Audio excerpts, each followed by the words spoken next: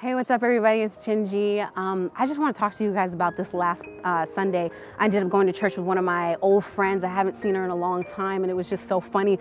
We were in the bathroom and I was saying to her, I was like, oh my gosh, look at us. We went from club bathrooms to church bathrooms. Look at us upgrading. But it was so funny.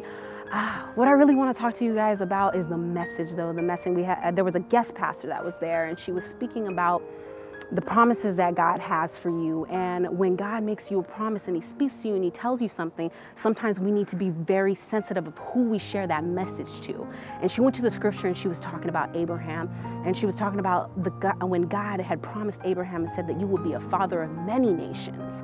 And Abraham was like, okay, yes, yes, yes. He didn't know how he was going to do it, but he trusted God. So he went back to his wife, of course, and he shared it with her. I mean, I understand it's his spouse. He's going to share the message with her.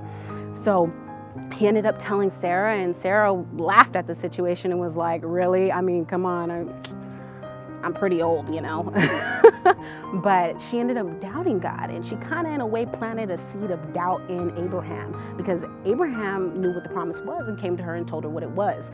After that, he started doubting, and the reason how we know that he doubted is because he listened to his wife Sarah, and Sarah said, you need to go ahead and sleep with our maid. And when he ended up doing that, he ended up listening, breaking God's covenant, and ended up having Ishmael. And that wasn't God's plan. But even though Abraham broke that covenant, God still held on to the covenant. He still held on to the promise. He wasn't shaking.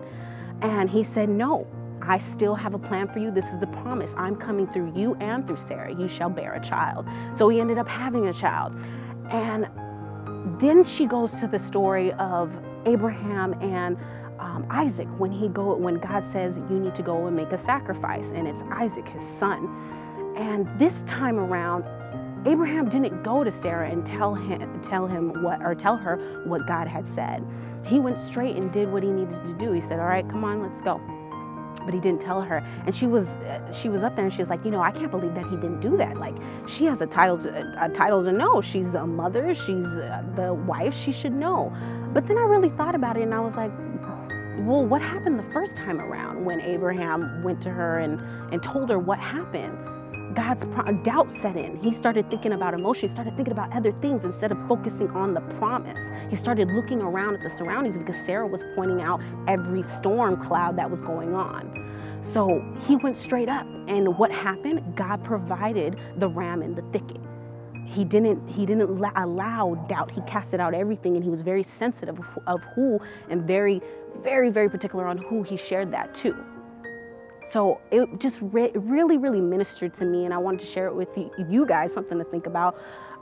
We need to be sensitive of when God tells us something, of who we are sharing it with.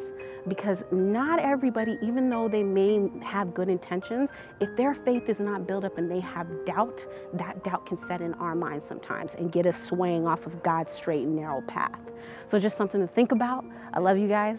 Go forth and be prosperous.